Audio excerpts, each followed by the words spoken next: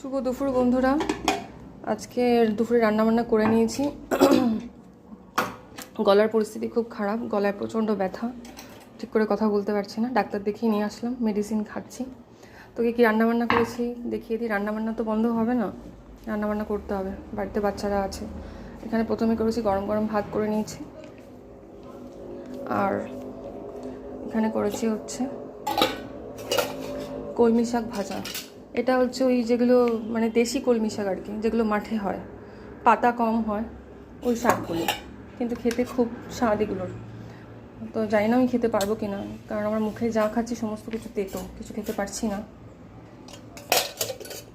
আর তার সাথে এখানে করেছি একটু পেঁপে দিয়ে ডাল সিদ্ধ করেছি, মুসুরির ডাল সিদ্ধ করে নিই, ফোড়নে দিয়েছি, জিরে ফোড়ন দিয়েছি। আর সাথে করেছি একটু ভেন্ডি ভাজা করেছি।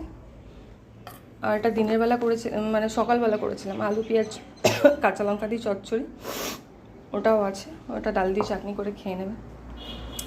আর এখানে করে নিয়েছি হচ্ছে চারাপোনা মাছ, পাতলা ঝোল, টমেটো আদা জিরে বাটা দিয়ে ঝোল করেছি কাঁচা লঙ্কা দিয়ে। আর সাথে শসাটা আর লেবুটা জলে ভিজিয়ে রেখেছি। আমি আজকে আস্তে আস্তে কথা বলছি, কারণ জোরে কথা বলতে পারছি না, আমার গলার পরিস্থিতি সত্যি খুব খারাপ, আপনারা হয়তো শুনে বুঝতেই পারছেন। তো যাই হোক, সিজনটা খুব খারাপ। আজকে আমার হয়েছে, কালকে আয়ুষের হয়েছিল, জ্বর সামান্য আছে 99 মতো। তো মানে চা খাচ্ছি তারই তিতো লাগছে। আর হচ্ছে ডাক্তার বললেন যে মানে লেবুটা খেতে, লেবুটাকে রুটিনের মধ্যে রাখতে, পাতি লেবু। তো ওই ছোটো লেবুগুলো পাইনি, এই লেবুটাই পেয়েছে, তো এটা একটা জলে ভিজিয়ে রেখেছি, এটাই কাটবো।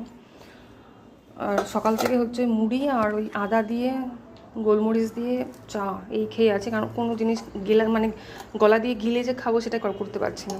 তো একটা রান্না আমার করার ইচ্ছা হলো, এটা আমি করলাম।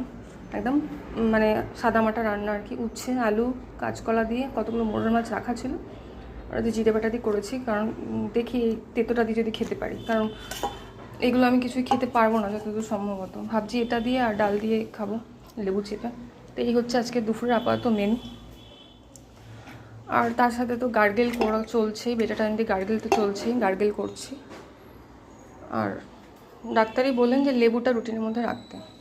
তো সিজন খুব খারাপ, প্রত্যেকটা ঘরে ঘরে বাচ্চাদের বড়দের সবার হচ্ছে, সবাই খুব সাবধানে থাকবেন।